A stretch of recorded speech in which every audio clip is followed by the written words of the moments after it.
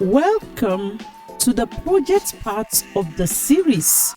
In this video, we are going to build and deploy the first project of the series, which is our portfolio website. We are also going to be looking at topics like semantic HTML, SEO, responsive design, and deployment. Yes, deployment, because by the end of this video, you are going to publish your own website. So let's get started without wasting any time. Now let's create a folder, and I will be creating this folder in the desktop. And here I am simply going to call it portfolio. Feel free to use any name of your choice. Next, we need to open this folder using our code editor. If you're on Windows, you can simply right click on this and you will see an option to open it with your code editor. If you're on Mac, you can simply drag and drop this folder into your code editor. Now we have the folder in our code editor. So the next thing we need to do is to create a file. And I'm going to call this index.html. Remember, you must use the HTML file extension. So the first thing we need to do is to generate the HTML boilerplate. Remember, you can actually type this by yourself, but we've done this several times in this series. So I'm simply going to use Emmet. This is going to generate the HTML boilerplate. Remember, from the previous session, we've already analyzed the meaning of each element in this file. Recall that every HTML file must contain the head and the body. The head contains information that we are not going to see on our web page. So things like the title, the metadata, and many more. We are going to add more to this head part step by step as we move on with this project. And the body is going to contain whatsoever we want to see on our web page. Okay, so the next thing we are going to do for now, let's just include h1 and let's just say hello. Next, let's create our CSS file and let's call it styles.css. For now, let's simply grab our h1 and let's just give it a color of blue. Okay, so let's go back to our index.html. So we need to link our style sheet with the HTML file. And remember, to do that, we normally use the link elements. So up here now, let's include the link elements where the rel specify that this is a style sheet. And in here, we need to write the path. So now if you type dot and put slash, you are going to see this style sheet, which is the files you have here, because this here is the root. So let's select this and save it. The next thing we are going to do is to actually open this file using our web browser. And we've done this several times in this series. So we are going to be using what we call the live server. If you are joining us for the first time, kindly click on this icon, which is the extensions, and here search for live server. This first option, I already have it installed, so you can click on install. Once you install that, you are going to see this icon. So there is an icon which is go live. Click on that icon and now this is our web page. Great. Now we see that our style sheet is correctly linked to the HTML file. So we can go back now and remove this. We don't need it. Let's also remove the H1. We don't need it. Now let's go to the project we want to build. So this is the website we want to build. Now we are going to take this we are going to take each section of this page as a component. So first, we are going to undo this particular part, which we are going to call the header part. And next, we are going to undo this part, which is the hero part. So let's pick it one after the other. So in the body, we are going to add first the header element. So we have the header element, which is going to contain this particular section. Next, we are going to add the main element. And the main element is going to contain every other content. And last, we are going to add the footer element. And the footer element is this particular part. This is the footer. Great. And this actually is the structure of every standard HTML document. So a standard HTML document should contain the header, the main, and also the footer. And these elements are semantic HTML tags. Semantic HTML tags are tags that defines the meaning of the content they contain. So each of these elements actually defines the meaning of the content we are going to be putting inside them.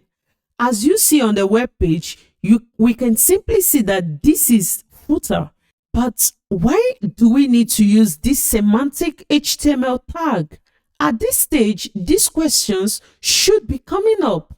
Obviously, semantic HTML tags are easier to read and understand. By the time we finish this project and you open this HTML file, it is going to be very easy for you to understand that this very part is inside this header and that the whole content on this page is inside the main. Also, that the final part is inside the footer. So that is one of the main reasons why we have to use semantic HTML tags. The second reason is for accessibility. Remember that for sighted users, it is easy to identify the various parts of the page, but it is not easy for users who are blind. They rely on screen reader. We are going to look at screen reader in the next project. So using this element makes it easy for everyone to be able to access your website, and that makes you a good developer. Another reason is for SEO. SEO stands for search engine optimization. And this is because semantic HTML tags indicate the role of the content within the tags. We are going to explore this more later. Now, let's continue with our project. Now, if you look at this particular part, we can actually divide this part into two. So this is the first part, and also this is the second part. So we are going to put them into two different containers. And in the case of just a container, we can simply use div. Remember, a div is not a semantic HTML tag. A div is simply a container. Also, let's add another div, which is going to contain this content here. For this content, we are also going to use another semantic element, which is called the nav. So this part is actually navigation, and it is navigation because when you click on this, it takes you somewhere. When you click on this, it takes you somewhere. So for that, we are going to use nav element. Inside this nav element, let's use unordered list. And now for this unordered list, we now have our several list items. And for the list items, we now fill it up with everything we have here. So the first one is going to be home. Now we can add another list item. Remember, we can actually use a shortcut. So we can simply type li and star. If you specify 4, this is going to generate 4 list items. So the second one is simply about me. The next one is services. And lastly, we have the CV. All right, so let's go back to our document, and now we have this. So for the first div, we need to add an image. So remember, your image has the src attribute, which is the source, and also the auth attribute. So for the image, remember, you can use your own image. But for this course, I'm going to be using an image from UI Faces. So you can simply go to your tab and type UI Faces. Open the first option, and here we have several options. So I'm going to be using this particular image here. And this website actually gives you access to different avatars you can use while building your project. So here you can click on this download. Now let's go to our download folder. Now you can copy this image, then go to where you created your own project. I created my project in the desktop. So this is the folder. So here I'm going to create a new folder, and I'm going to call it images. I will open this folder and then paste. I can rename this. Instead of using that name, I'm going to call this Grace logo. Okay. Now you can close this. All right. Now back in our project folder, you simply see the folder we added. This is the images. And now I have this image. Great. Now here now we can specify. So just type dots and slash. Now you have these images, and inside the images we have this Grace logo. And you see, I can also view the image right from my VS Code. And this is helpful because this makes it easier for me to see the image I am working with. If you want to use this, you can actually come back to this extensions icon and just type image. So I am using an extension called Image Preview. You can simply install this extension and you will have the same thing. Remember that whenever you add an image, you must always fill in this particular auth attribute.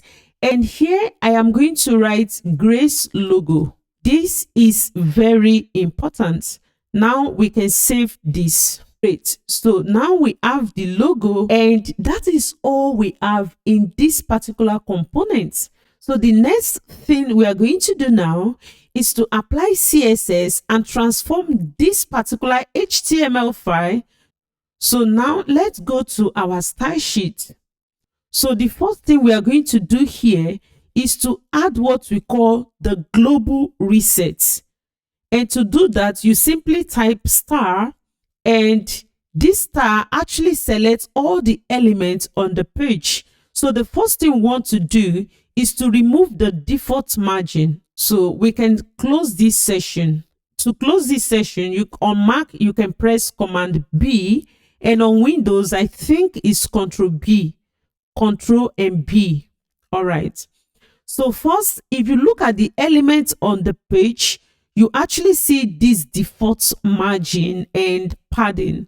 So let's set that to 0. You simply write margin and you set this to 0. Next, padding, and set this to 0. Now you see we removed the default margin and padding. The next thing we are going to do is to set the box sizing, and we are going to set this to border box.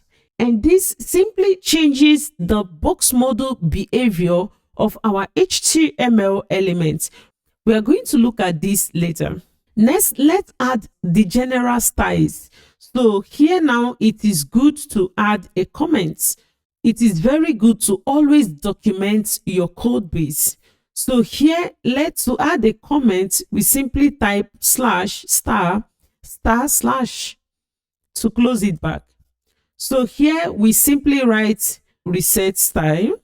Now let's copy this to this particular line, and this we are going to call this the general style. All right. So the first thing we want to select is the body element. And for the body element, the first thing we need to do is actually to set the background color to the color we have here.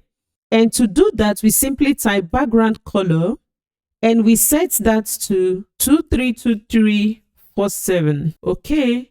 And now we have this.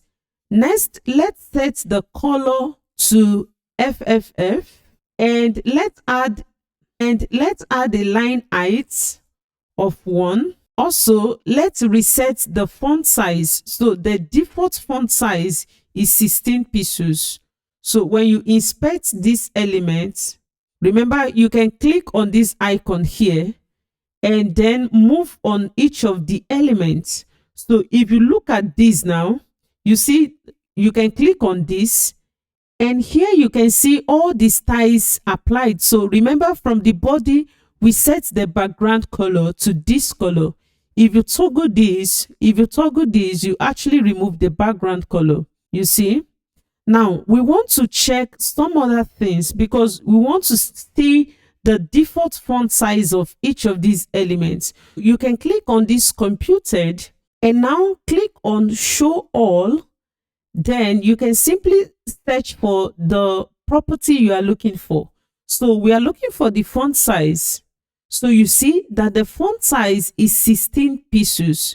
If you go to our file, we did not specify font size anywhere. By default, we see that the browser already specified the font size as 16 pixels. So by default, the element in your HTML file has a font size of 16 pixels. Now I'm going to reset that. I'm going to reset the default font size.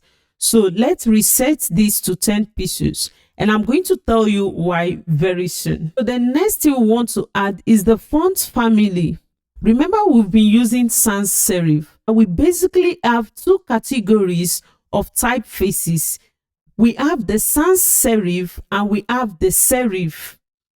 The serif typefaces are recognized by the tiny lines that extend off of their letters. Let me show you this. Remember the disadvantage of using typefaces from your PC. This is because when you deploy your website, any other person that does not have the same font family in his or her PC is not going to be able to use the font family you specified. So to actually use a font family that will be accessible by all, we need to use the Google font. So here, simply type Google Fonts and click on the very first option, fonts.google.com. Now, this is a very good example of serif font family. You can see this tiny line that actually extend off the letter. So you can see this tiny line. You can see this here. You can see this here. So this here, look at this here. This is an example of sans serif because it does not have the tiny line you saw when I showed you the serif. Sans is a Latin word which stands for without. So this does not have the tiny line. At this stage, we are going to be using sans serif. So for this project, I'm going to be using Roboto.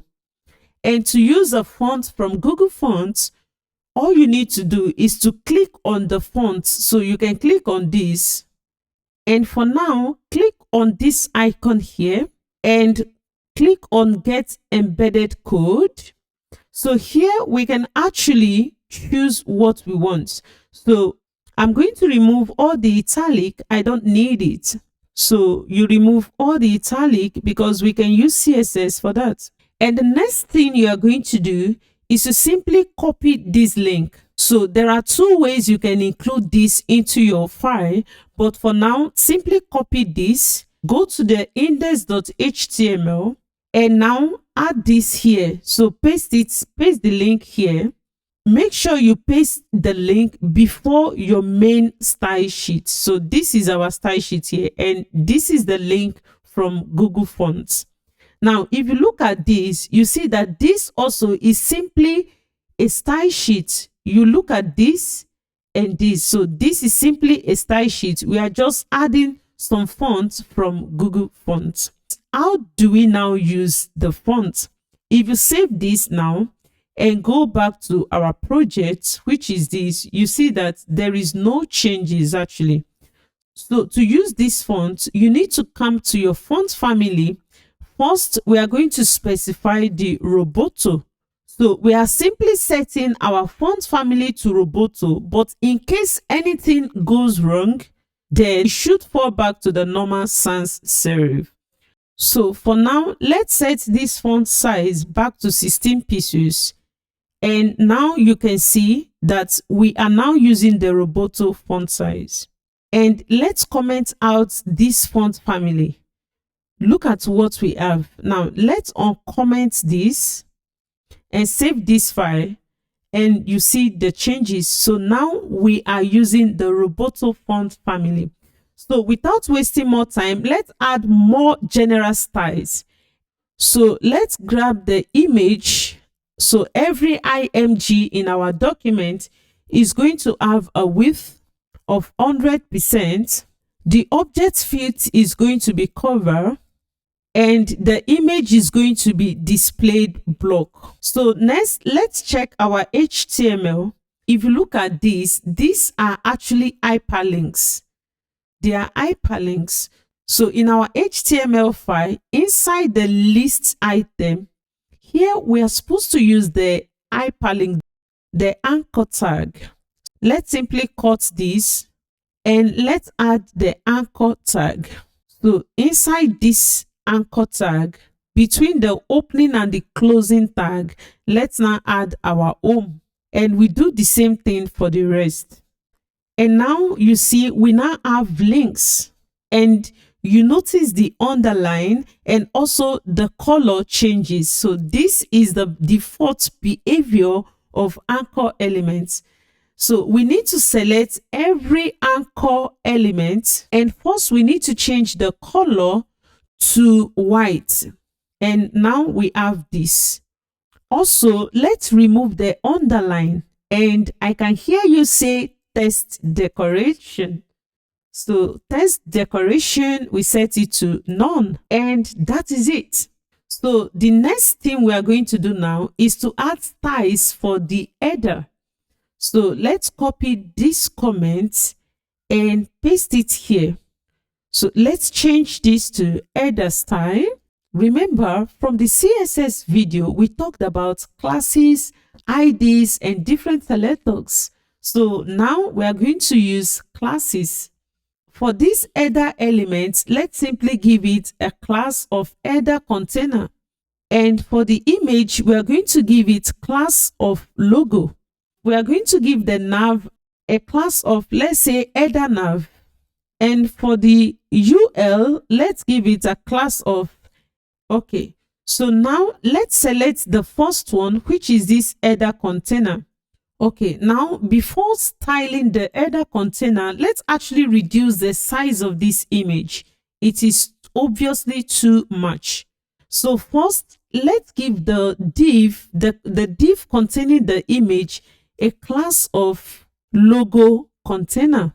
And let's just select the logo container and give it a width and height.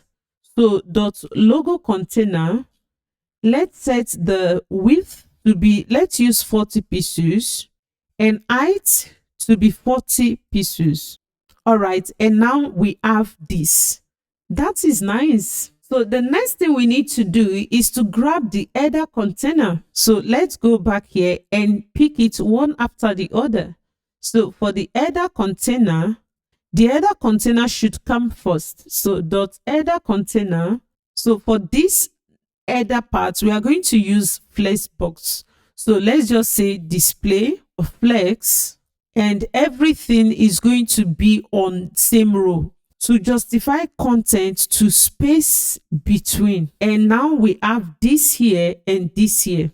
Let's align items to the center. So vertically, we're aligning the items to the center. Great. Also, let's give it a padding of 8 pixels up and down, and let's set 24 pixels left and right. And now we have this. So let's set the box shadow. basically we want this shadow here. So we are going to use bust shadow. For the horizontal offset, let's use 0. Vertical offset, let's use 2 pixels. And for the blur, let's use 4 pixels. And for this color, we simply use RGBA because we need the alpha ratio. So this is going to be 0, 0, 0. And for this, let's use 0.1. And now you see we have this. Great.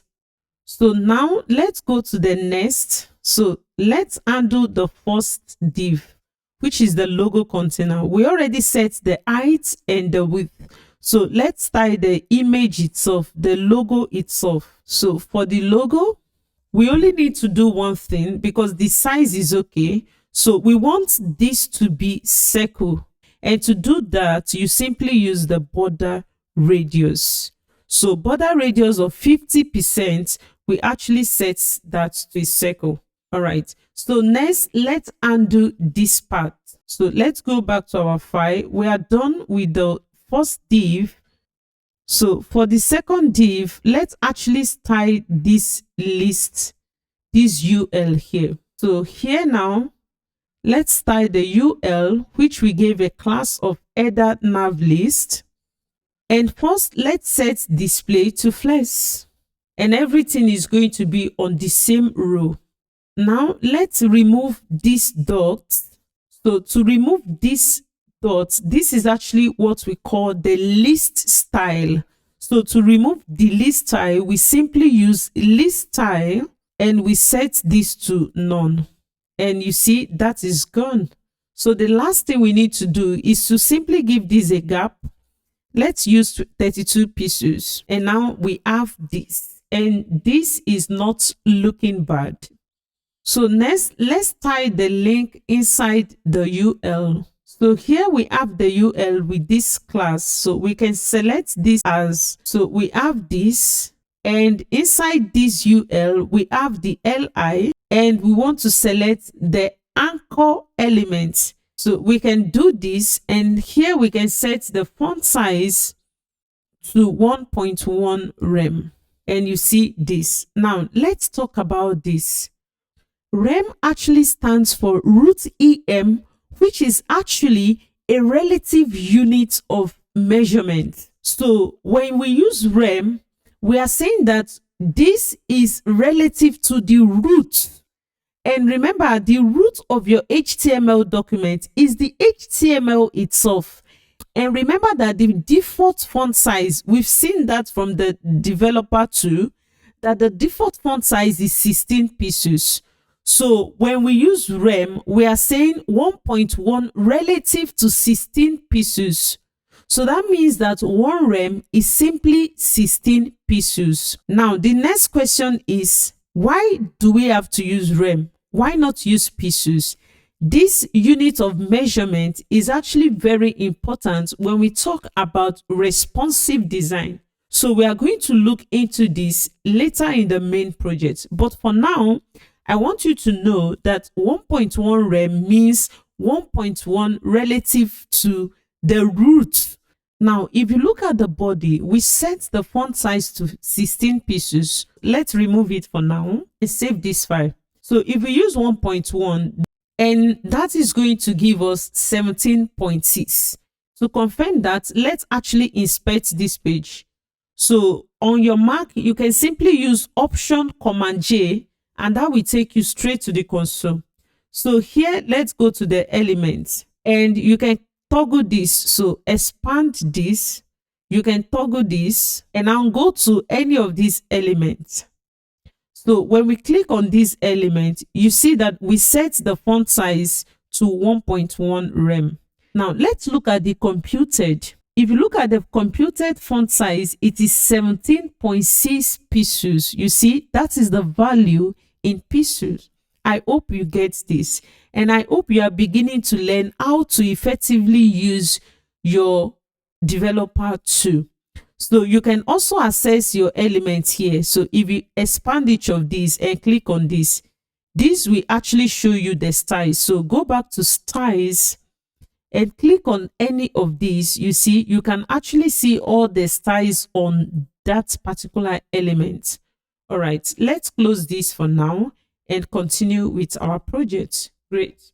So let's look at what we have and let's look at our goal. You see, we are almost close. The only thing we need to do now is this effect. You see, when you hover on each of these nav elements, you see the underline, you see the line, and you see how it moves. So let's actually see how we can easily do that also here in our own web page. And to do that, we are going to be using this anchor element. So let's simply copy this. Instead of just styling the anchor element, we are going to be using the pseudo element. So let's use the after pseudo element. And remember, the first thing we need to do is to add the content. So here we are going to be using the empty string. So here you can actually specify something here. So if you specify something, you will see that after each of these anchor tag, you are going to see the hello. So let's expand this and you see home hello, about me hello. All right. I hope you're enjoying this. So, but in our case, we don't need to write anything here. Let's actually specify the height. Let's set it to 2 pixels. Let's set the width to 100%. Let's set a background color and we are going to be using 5E5E85. Let's set left to be 0 and we need to position this absolute.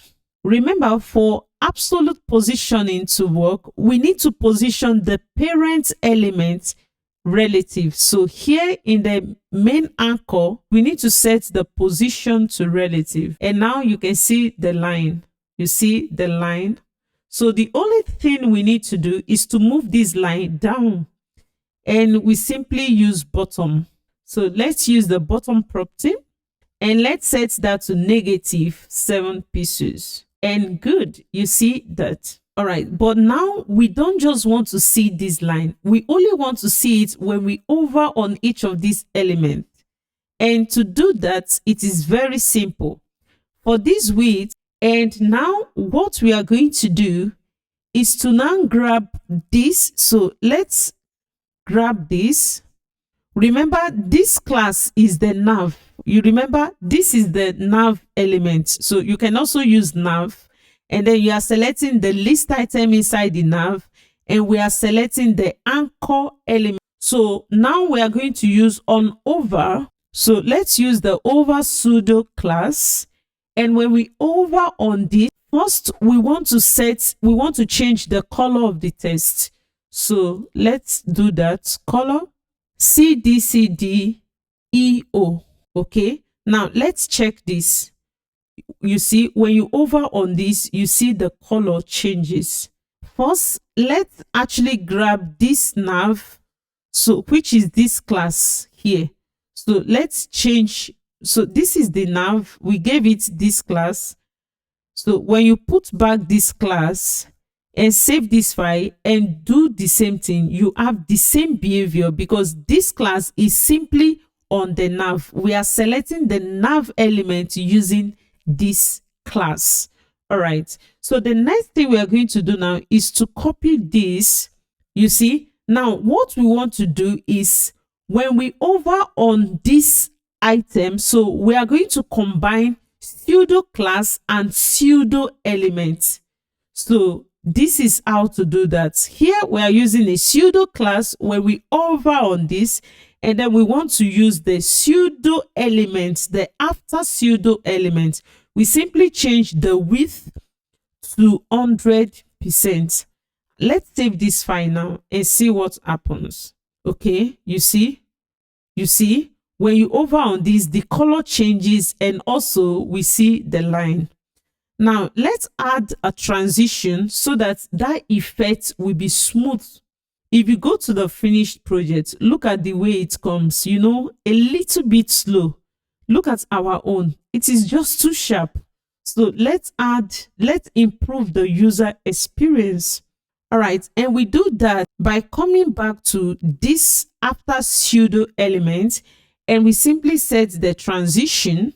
So the transition should just be 0.4 second. All right, so you see this now, you see, great. Now there is something we did here which is like repeating ourselves. So what we can do is to simply combine this style. So let's copy this, because the two behavior happens when we over on this on the element. So we can actually combine that. Let's copy this, and here let's paste this and put comma, okay, and save the file. So now we can remove this, and this is simply what we call code refactoring. We get the same behavior. Great. And now we finished the header part. I hope you understand this. Please, CSS is very interesting if you pay attention. So I would advise you actually pause and build this header part on your own. In fact, you can visit any website of your choice and try building their header section. This is going to be very helpful, because trying to build things on your own will actually help you become a very good developer on time. Let's now look at the hero section. For this hero section, we are also going to classify this into two divs. So this is going to be the first div, and this is going to be another div. And we are going to use Flexbox for us to simply solidify our knowledge of Flexbox. So for the other session, we are going to use grid. So here we are going to be using grid. So let's go straight and undo this hero session. So now we are done with this header session. We can simply close this. You see this icon, toggle, just click on that, and then you close the header session. So remember, we said every other thing is going to be inside the main. In the main, we can now group everything here as a session. So this is going to be session 1, session 2, session 3, just like that. First, we are going to add a session. And for this session, let's give it a class of hero session. All right. And now inside this session, remember we said we are going to use two divs. So this is the first one, and this here is the second one. And for the first one, we simply need to give it a class. So here, let's simply call it maybe something like the hero test. Actually, that's a good name. And the second one is going to be the hero image container. Okay, now inside this first one, let's go back to our project. Here we have this h1. So first we need to add h1, and let's just simply grab this text from here and put it here without wasting any time. All right, and we have this. Let's simply copy this, and after the h1, let's simply use the p element. Remember, we said in your HTML file, you should only have one h1. Remember, one h1. Great. So let's go to the next div. For this, let's give it a class of hero image container. Okay. And inside this div, all we need to do is to simply add our image. And for this image, if you look at our folder, we only have one image, which is our logo. So for this image, I'm going to show you another website where you can actually access several images whenever you are building your sample project. Okay, so come here and simply type on Splash, and then open this first option. And you see here you have access to several images based on what project you are working on. And for me, I'm going to search for a professional girl. So if I scroll down, this is exactly the image I used. Download the image. So here you see this option, save image as. Now I'm going to navigate to my folder. So here I'm on my desktop, and this is my portfolio, and I have the images folder. So I'm going to change this as Grace img. I'm going to be using .png, and I'm going to click on save, use png. All right. Now, if we go back now, you see we now have this Grace image, and we add this before. Here now, I'm going to write /images, and I'm using the Grace image. And now for the auth, I'm going to describe the image. So I'm going to say image Grace smiling. I'm sure you are going to come up with a better description than I do. Now let's see what we have. Remember, we have this because the default style, if you go to our style sheet, we added a general style. We set the image to 100% and the display is blocked. So that is why you see this image occupying a whole page. All right, so let's close this part. If I want to reduce the size of this image, I can also add additional attributes to this image. So this image takes src attribute, which is very important because that specifies the source of the image. The auth attribute, which is also very important, and it can also take more attributes like the width. We can set this to 400, for instance, and we can set the height to 400. And now we reduce the size of the image. We are actually done with the HTML parts of our hero session. So we can simply go to the CSS and style this step by step. First, let's select this hero session. But before we continue, let's actually add a comment. So let's copy this and let's put it here. You see that with this comment, whenever you come to this document, it is very easy for you to understand what is happening. So here we change it from header to hero. All right. So for this hero session, first, let's actually set the height. Look at the finished project. The height is the complete viewport height. So we simply set the height and let's use the 100 viewport height. Okay. And the next thing we are going to do is to set the display to flex, align items to the center. We aligned it vertically. So let's justify content to be spaced between. All right.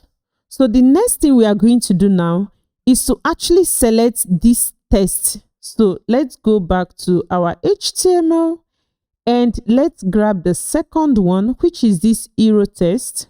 And for the hero text, remember that the hero text is a flexbox item. So we can use this shorthand flex and simply set this to 1. And let's actually set the max width so that it will not span all through. So we simply set a max width. Let's use 60%. So that's going to be 60% of the parent container. The next thing we are going to do is to style this H1. So we can simply grab the hero text here and we want to style the H1 inside the hero text. Let's increase the font size to 2 rem and that will be 2 multiplied by 16 pixels. Let's actually confirm that. So inspect these elements and here is the font size 2 rem. Let's go to the computed. Now you see that is 32 pieces. I hope you understand this. This is very important. This tool, this developer tool here, is going to be your best friend when you start working as a developer. It's actually very great. So the next thing we are going to do is to actually increase the letter spacing. So let's go back here. You see, we want to increase the letter spacing. We can actually close this for now. So here, let's add letter spacing. If you set this to, let's say 9 pixels, this is going to be very bad. You see, this is what letter spacing is. We already saw this, but I'm just trying to call your attention to it. All right, so let's just set this to 1 pixels and let's give it a margin bottom. Using margin because this H1 is an element and this here is also a paragraph is an element. So when you need a space between two elements, you simply use a margin, not padding. Padding is just a space within an element. So margin is the outer space, and that is why I'm going to use margin and not padding. All right. So I'm going to give it a margin bottom, and for the margin bottom, let's set it to 16 pixels. All right. Now we have this. So if you go to the finished project, we have this name here. This, you look at the color here, is different from the rest, and then this J is another color. This is actually for us to learn more CSS. So let's go back to our HTML file. And now this H1, what we are going to do is actually to grab this part, this J-GraceCoder. Let's expand this H1, and we are going to put this inside the paragraph. Maybe we call it the hero, the main text. Let's say main text. Okay. And let's paste this here. We are going to grab this part because this J has a different color. So let's grab this part and put it inside the span. Span is another element that really don't have any semantic meaning. We use this most times for styling. Great. Now, if you save this file, go back to the page and expand this, you see that this J-GraceCoder is now below, even when there are a whole lot of space here. Now, let me show you something. Let's actually remove this P and leave it the way it was before. So let's undo the changes and save this file. Now, try expanding this. You see, it is here. Now, let's go back to what we had and save this. Go back and expand this. I want you to actually see the behavior. I want you to actually see what is happening. You see now that this is now a P element inside H1. We have what we call block element and inline element. So H1 is a block element. They tend to occupy a full width. So they tend to occupy the full width. Let's inspect this for better understanding. Inspect. And now let's expand this. You can use this and just over on this. You see, do you see the container? It is actually full. It occupies the full width. Look at the second one also. Do you see this element? It's actually full. That is the P. Now look at your right. Look at this section. This is the P. So let me shift this. You see, this is the P. It is occupying the full width, even when the content is short. So in HTML, we have the block element and we have the inline element. To actually get this same behavior, look at what we want. We need to set that P. We need to set it to an inline element. Remember, the P by default is a block level element. So we need to set that to an inline element. And we do that by simply selecting that P. So first, let's select the P, and we gave it a class of P main text. Simply let's set the display to inline block. Okay, now let's expand this again and see what happens. You see, now we set the display to inline block. Perfect. Now let's tie the span inside the paragraph. Span, so it's going to be the span inside the dot main text.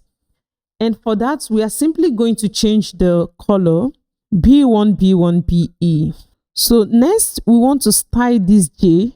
We want to change the color to what we have here. And to do that, I'm going to show you another trick. So first, let's select the paragraph, which is this. And the paragraph, we actually want to access the first letter. So we are going to use this first letter. Let's go back to the paragraph. Remember, this is the first letter inside the paragraph. It is the J. So the first letter inside the paragraph, we actually want to increase the font width. So let's increase the font width to 600. And also, let's change the color to B1 or B9E. Great. And now we have this. I hope you understand this, guys. We simply selected the paragraph and we are selecting the first element. So next, let's type the paragraph. So let's go back here, and for this paragraph, let's actually give it a class of, let's say, hero description. It's actually a description. All right, so let's grab this, and here first let's increase the font size. Let's set that to 1.3 rem. Great. Now let's increase the line height. Okay, so the line height, let's use 1.6. okay, let's increase this to 1.7. So next, let's actually move to this image container. But there is something we need to do in our general style. So in our general style, let's actually add one more thing. So let's add a class of container. And for this class of container, let's set the width to 80%. And now remember the trick. So on the main elements, you see we have this equal space here and here. So the items are aligned to the center. So we can simply use margin, and for top and bottom is going to be 0, and left and right is going to be auto. So the left and right, the remaining space is going to be shared evenly between the left and the right. So when we save this now and go back to our file, inside the main, so inside this main, in each of the session, we also need to give this a class of container. And you now see this. So you see this equal space here and here. Next, let's undo this image. So for the image, let's give it a class. First, let's type the container. So that will be hero image container. So dot hero image container. Remember, we set the flex of this to 1. So we also need to do the same thing for this. The flex should be 1. And you remember, this is just the shorthand for flex grow, flex shrink, and flex basis. Recall that the default value for the flex grow is actually 0. The flex shrink is 1. So in this case, when you use a shorthand like this, we are simply setting the value for this flex shrink to be 1. Great. Now let's actually give this image a class of, let's say, hero image. So here now, let's actually style the image itself, hero image. Let's set the width to 100%, and let's set the height also to 100%, which is going to be 100% of its parent container. Border radius to be 50%. And let's see what is going to happen. Now expand this. Do you see this? This is not the shape we want. This is oval, but we want it as a circle. So let's go back to the parent container. Remember, this is the parent container. This is the div hosting this image. So on the parent container, now let's use display of flex, and let's justify content to the center because we want the image to be at the center. Now let's align it to the center. Okay, let's now use aspect ratio to change this oval. So we are going to make sure that the image maintain a square aspect ratio. So we are going to use aspect ratio to achieve the same goal here. And you simply write the aspect ratio, and here we set it to 1. You now have this. Don't worry about the mobile version. We are going to handle that later. But when we compare this to this, you see we have the same thing already. Now let's work on my services session. So back in our HTML file, expand this and go through this code. You see that it is now becoming a little bit difficult to understand. And that is why using comment is extremely important. So remember, to add a comment in HTML, you simply need to write this less than sign, exclamation mark, and then dash dash. This is going to even be auto completed for you. Use this, add this more, and here let's say the header session. So we can now copy this, and this is the header session. We have our main. Inside our main, we have this session. So let's simply call this the header instead of header session. And for this, we can call this the hero session. Okay. And now the next one inside the main, remember everything now is going to be inside this main. So inside the main, let's paste another one, and let's now call this services.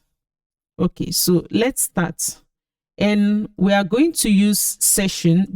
So in here, let's actually add a div with a class of, so this is another shortcut. So you can simply write the name of the element, in this case div, and for class you simply use dot, and then you type the name of the class. So here let's use service container, and then hit tab. You see, this is going to generate the div and simply add the class. Okay, so inside this, first we need to add, so let's go back. This is what we want to build. So first we have this element here, and let's simply say my services. Next, let's add all these services inside a div. So we want a wrapper, and we simply come here after the h2, write div.services. So that is div with a class of services, and inside these services we now have another div to contain each of the service, this particular element here, and this here is going to be h3. And next we have this paragraph, so we can simply copy this text. Okay, so after the h3, simply add your p. In fact, we don't even need to copy. You can also use lorem. You can specify the number of words. So if you say 10, this is going to generate 10 words. 1, 2, 3, 4, 5, 6, 7, 8, 9, 10. All right. Great. So the next thing we have here is this particular element, which is actually an anchor element. So here we can use the anchor tag. And here, let's just type more ... Only thing that is missing now is this icon. And for this icon, we are going to be using what we call the font awesome. So simply type fontawesome.com. And once you are here, click on start for free. And here, just enter your email. Once you enter your email, click on I agree to terms and services, and then click on send. So now you have to go to your email. Once you open your email, you are going to see this message from Font Awesome. So all you need to do is to confirm your email address, and now you can actually fill in these details, or simply click on all cells. Now click on this particular setup icons in a project. Now you have your Font Awesome kit. So simply click on this, you copy this. Now let's go back to our HTML file, and now you can paste this here. Now we can use any icon from Font Awesome. So simply click on icons, and here we can search for any icon we want. So let's go back to this project and we add this. So let's simply search for code. Click on search. You can copy any one you want. Once you click on it, you can now simply copy this. So once you click here, you already copied it. Go back to your HTML file, and now just inside this div, remember we have this div, we have the h3. Before the h3, simply paste this, save the file, and let's go back to the page. And now you see we have this icon. Great. You see this div here, it's simply this container here. Let's just copy this and repeat it 4 times. 2, 3, and 4. Great. Let's go to our page. Now we have this. For now, I think we are done with the HTML. Remember to change this to exactly what you want. This is your portfolio. You must add your own content. But for now, let's tie this and see what we are going to have. Let's grab the service container. I hope you understand the structure. This is the service container. And inside the service container, we have this h2, And now we have another main div. If you look at this, it is actually starting from the wrong place because we already set all the elements to be at the center. For this session to actually inherit that general style, remember it was the container class. We have to give this session a class, and that is going to be the class of container. When we save this now, you see the space here is the same thing. Okay, so also let's give this another class of, or let's just call it the service session, because we already have another service container. So this is going to be the service session. For the service session, so padding top and bottom, let's just give it a padding of, let's say 60 pixels top and bottom, and 0 left and right, of course, because we don't want to add more padding here. But up and down, you see, up we added more padding, and then down we added more padding. Now let's grab this div itself, these services, which is the div containing all the services. Okay, and for this, remember we said we were going to be using grid. So first we set the display to grid. So let's use the grid template columns, and let's repeat this. So it's going to be repeated. Let's use the auto fit. Okay, and we are going to use the min mass. And for the min mass, let's use 15 rem, and let this be 1 fr. Great. So now we have this. Now let's give it a grid gap.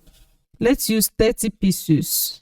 Okay, and let's also add some margin top of 60 pixels.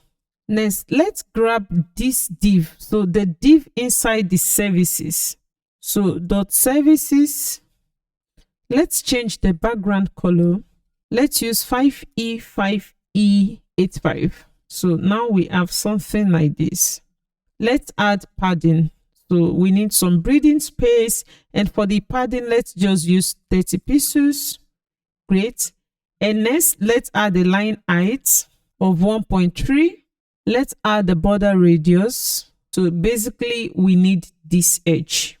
Let's use a border radius of 12 pixels. Great. Let's actually increase the font width. Let's use 400. Let's increase the font size to 1 rem. Now let's tie this particular icon. So let's grab this. For that, let's increase the font size to 2 rem. Okay, now it is big. Let's actually change the color. The color should be this particular color, which is 232347. Now we have this. Great. Let's add the margin bottom. So we need some space here. There are 2 elements, so we simply use margin to add space between 2 elements. So we set the margin bottom to 16 pixels, and that makes sense. Now let's tie this H3. So that will be H3 inside the div, inside the services descendant selector. Let's increase the font size to 1.4 rem. Let's increase the line height to 1.2. The next thing we need to do is to style this link. So let's simply grab it. We need the link. So the A link. Okay, first let's set the background color, and we are going to use the same background color. So we can simply copy this and paste it here. We now have this. Now let's add padding.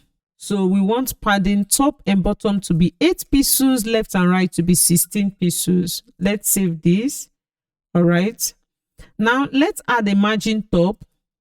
Let's use 16 pixels, and you see what happened. Even when we added margin top, this does not work. Always use your developer tool. It's very helpful. You can click on this actually. Come to this particular hyperlink, click on it, and you see it here. This is it here. And now you can see that when you click on that hyperlink, it occupied only the space required for the text. Look at what happened when we click on this H3. You see that you look at the length, look at it. Let's over on this. Look at the length. Even when the front end stopped here, you see it occupied the full width.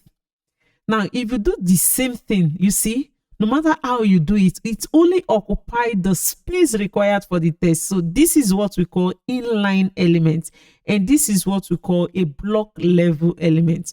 So this behavior here is a behavior of an inline element. For an inline element, the margin top doesn't work as expected.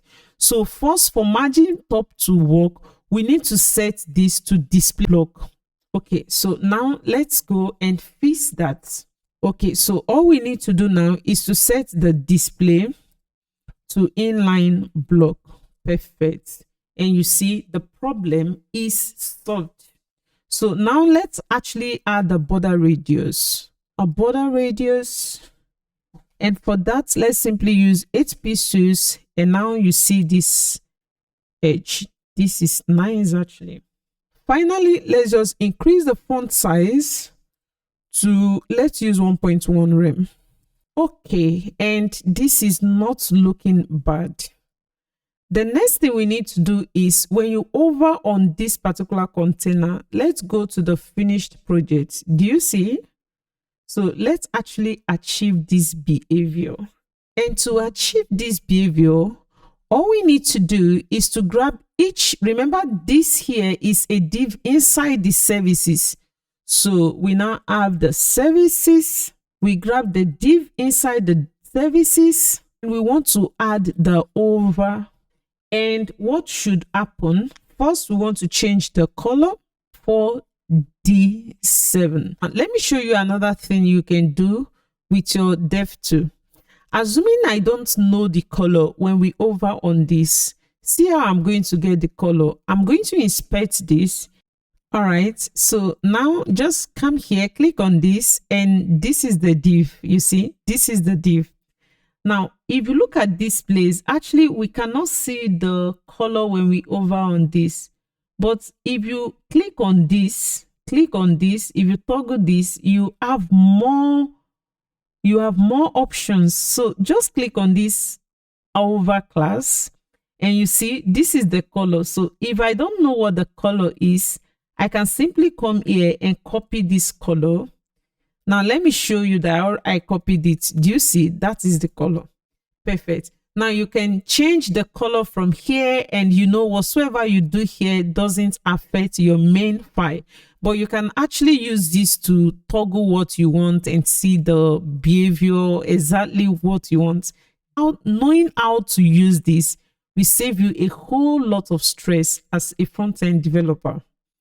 Great. Now here now, if I don't know the color, I can simply come here and just paste this. Okay, now when you over on this, you see that the color is changing.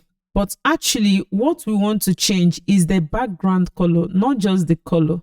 So we are changing the background color. When you save that and do that again, you now have this. So the next thing we are going to do when we over on this is actually to change the text. The color of the text should not be white because the contrast is really bad now. So let's now set the color, and the color is going to be this here. Now we have this, which makes sense. Let's also change the cursor to pointer. And now we need the movement. Look at the finished project. Let's close this for now. You see, we need this movement. And we can achieve this by simply using transform. Let's translate Y. Now, if you do translate X, and let's say -8 pixels. Now, let's go back to the services itself on this div, which is this. So on this div now, we need to add what we call the transition. So here we added the transform. So now here, let's add transition. We already used that before. Before we added it to everything, but now we only want to add it to the background. So we are adding transition to the background. And now let's add the timer. Let's say 0.5 seconds. Also the transform, and this should be 0.5 seconds also. When you save this file now and go, you see it is moving in S direction instead of moving in Y. Remember, Y is like this, Y, and then S is the horizontal. Y is always the vertical. So let's go back. Instead of translate S, we translate Y. It is very simple. So when we translate Y now, we should have the same behavior. Remember, this is our own file. So now we have this behavior. One more last thing here. When you hover on this particular anchor link, you see what happens. Look at our own, nothing is happening. So let's just grab this and move down here. And this is going to be over. And simply all we just want to do is to change the background color. We set the background color back to this. Then we set the text, which should be the color. We set it back to this. And now we add some border. Remember the border property. We can specify the width. So this will be 1 pixels. Then it should be solid. And the color should now be this. We use this color and save this. So when you hover on this, you now have this. And this is exactly what we want. One more thing. If you look at the finished project, this is at the center and the text transform is actually capital letter. So we have service container H2. What we can do is actually to use another class here, because if you look at the next section, we also have this at the center. We add this at the center. So let's just style everything once. So here, let's just say session title. Okay, now let's grab this class. I think we can also add it in the general style section. We want text transform. Currently we have this. To change it to capital letter, you simply use text transform and specify the uppercase. Okay, text align to the center. That is all. It is looking so nice. Let's move straight to the portfolio section. And for this, let's start by copying this comment. And here we need to paste this and change this to my work session. And remember, that is gonna be another section. Okay, so here let's add a div. And for this div, we give it a class of, let's say, portfolio container. Okay, now inside this div, we need to add this H2. So we can easily say H2, and here we say my work.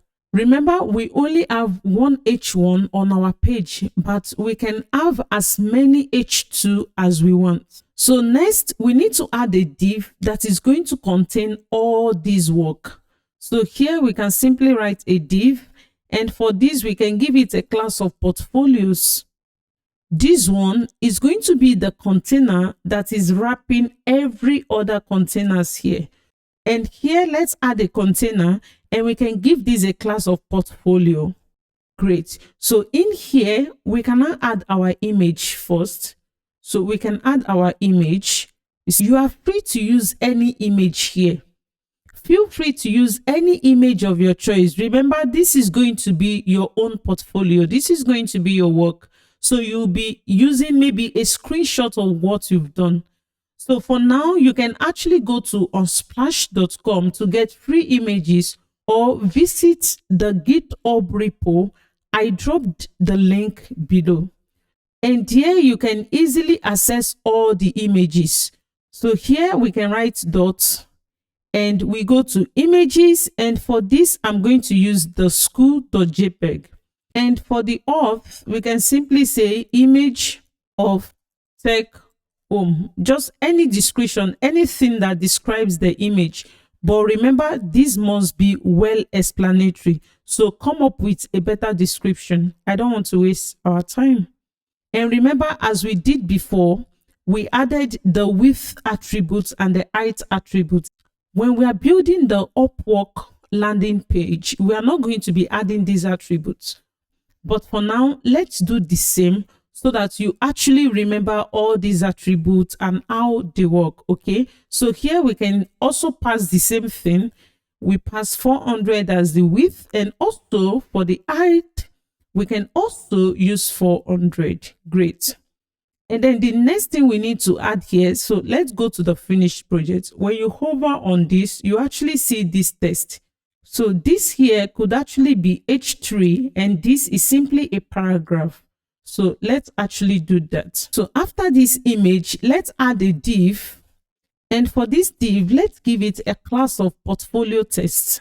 Okay, so in here, we can now add H3, and let's hover on this. We can easily copy this text and let's put it here. Okay, and after the H3, let's simply add a paragraph. And for this, we can simply generate some text using lorem.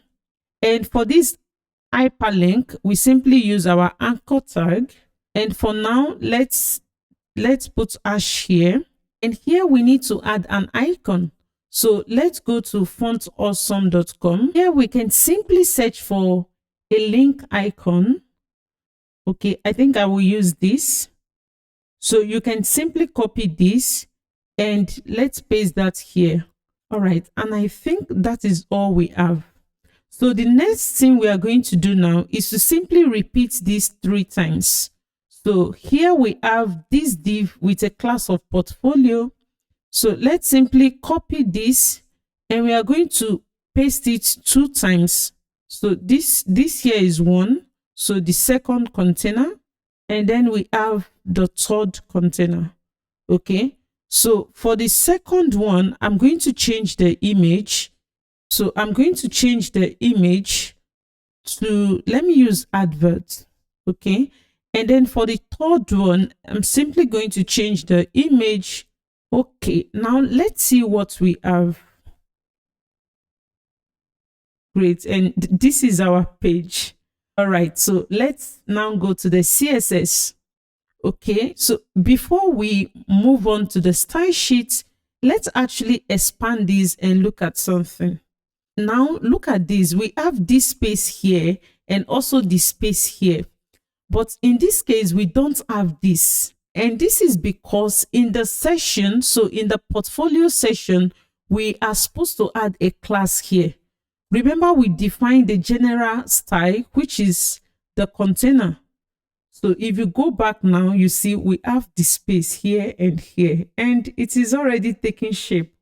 Great. So you see the beauty of using some general styles. So instead of repeating ourselves several times for each session, we simply used this general style. Okay, let's copy this comment and put it here. And let's call this my work. And I think for the services, we do not add any comments. So let's actually do that so everything look neat. And now let's start by grabbing the container that is hosting all this portfolio. So remember, we have this container here, this particular container, portfolios. Remember, we said for this session and this session, we are going to be using CSS Grid since we already used Flexbox for the previous 2 parts. Okay, so let's go straight and do that. So we can simply grab this class, and in our style sheet, let's add this class. And for this, we do similar thing. So we are going to repeat this grid so that we actually understand how these things work. And here, let's simply set display to grid and grid template columns. Now let's use the repeat function, and it's going to be auto fit just like this session. Now look at what happens here. Here we used auto fit and we set the min max, that is the minimum and the maximum. And as you see, as the size decreases, you see what happens. So you see how flexible this is. So in the mobile version, you don't actually need to stress yourself any longer. So we are going to do the same thing here. So here is going to be auto fit. Okay. And we are going to use the min max. And for this, we can simply set this to, let's use the same thing. So we can say 15 rem. and 1FR. 1FR means we are not setting a fixed size, so they are going to divide the available size evenly. Okay, so let's save this now, and now let's actually see what we have. And you see they actually occupy equal space. So now let's give them some breathing space, so we can use the grid gap. Okay, let's use the grid gap, and for this we are going to set this to 30 pieces. Now let's see what we have, and you see this is already taking shape. So let's add some margin. Let's set this to 50 pieces. Now let's start styling each container, but first let's actually undo this title. Remember, we already styled this here, so we don't want to repeat ourselves. Let's simply go to services, and let's see the class we added to the H2. So we called it session title. Let's simply grab this class, and now let's go to this, simply paste this here and save it. And now you see this is already in a good position. So we are going to style each of this portfolio. Okay, all right, so the class portfolio. So here let's set the position to relative. Is going to be relative because if you look at the finished project, you see that we do not see the text until you place your mouse on the container. So we are going to position this relative so that we can position the div containing the text absolute. So absolute on the portfolio itself. Let's add border radius of 12 pieces, overflow to be hidden. So let's now style the image inside each portfolio. Let's add some border radius to be 12 pieces also. Let's increase the width to be 100%. When we hover on this portfolio, the image inside this portfolio, let's transform, and let's just scale 1.1. And that means here we need to add transition on transform. Let's use 0.5 second. Okay, you see, so we have this now. Let's work on the text. So for that, we gave it a class. Let's open one of the div, class of portfolio text. So let's style this. Let's set the width to 100%. We set the portfolio to position relative because we want to position this absolute. Okay, we position this absolute. Now let's set the height to be 100%. Let's set top to 0. Remember that we easily see the text positioned absolute on this container because we set. So see what happens when we remove this. So this text is going to look for the next parent element that is positioned relative. So let's see where the text falls. So let's see where the text falls. And you see the text here. I hope you understand how this absolute positioning and relative position works. So we want this to be on the portfolio itself, on each portfolio. If you set it on these portfolios, for example, if you set position to relative here, so this is going to move to the container hosting the 3 of them. Remember that these portfolios is the div containing 1, 2, 3. So that is not the behavior we want. So we simply remove this now and actually put it on the individual container. Okay, now you see this and you see this. Great. I hope you understand this, guys. You can actually take your time and play with this. So let's set this to display flex. Great. And let's change the direction, of course. Flex direction to be column. Let's justify content to the center. Align items to the center. Let's give some padding. 0.40 pieces. So 0 up and down, and then 40 pieces left and right. Overflow to be hidden. And let's set the background. So for the background, we are going to be using linear gradients. So let's use this linear gradient function. Let's pass our color. So we use the RGBA. Let's set this to 174,225 and the alpha ratio should be 0.5. So from there, and then let's add 5E, 5E, 5E, 85. Great. Let's tie this H3. So remember, in the HTML, we have this H3. So it's gonna be H3 inside the portfolio test. Okay. Dot portfolio test. Let's grab this. And then we need the H3 inside that class. First, let's actually add some margin bottom. So margin bottom, let's use 16 pixels. Okay. And now let's increase the font size, actually 1.5 rem. Okay, that is not looking bad. Let's tie the paragraph. So we do the same thing. We copy this and we are accessing the paragraph inside this class. For that, let's increase the font size. Let's use 0.9 rem. Okay, that is too small. So we can use 1.1 rem. That seems better. Let's actually increase the line height. Let's set that to 1.4. Good. That's not bad. And now we need some margin bottom. Okay. So margin bottom, we use the same thing. So let's use 16 pixels. Same margin here and here. So the last thing we need to do is to style this anchor tag. Let's increase the font size. Let's use 2.4 rem. Okay. And now let's change the color. 232347. Perfect. And this is not bad at all.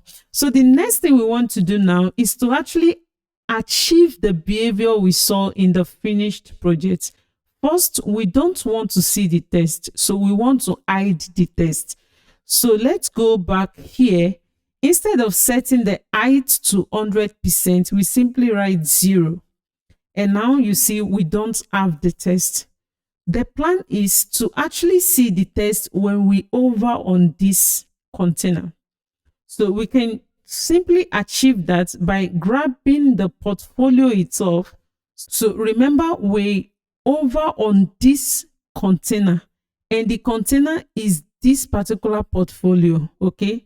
So first we grab that. Let's paste it here and on over. So we use the pseudo class, the over pseudo class. When we hover on this, we now want to see the div inside it. That is the div containing the text, which is this. So we simply grab this and put it here. So when we hover on this, the div inside it, we want to set the height to 100%.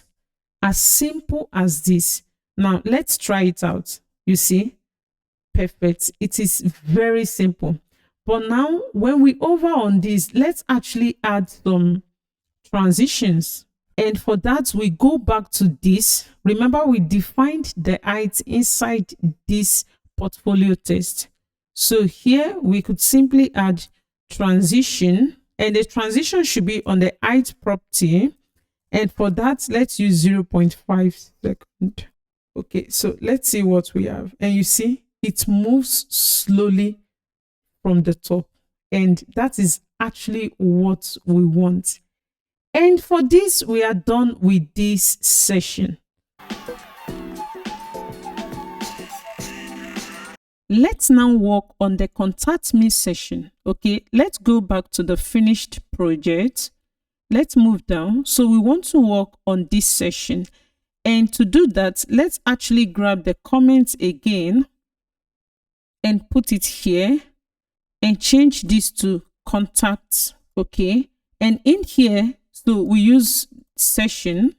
Okay, so remember, for our session, we need to add the general class of container. And also, let's add one more class here. Let's call this contact session. So first, let's actually add this H2.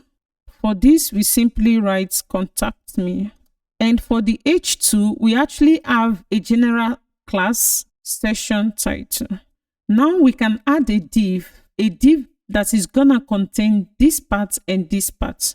Okay, so let's add a div after the h2, and let's give this a class of contact container. And for this session, we are simply going to use form, another HTML element. So it is simply, as the name implies, form.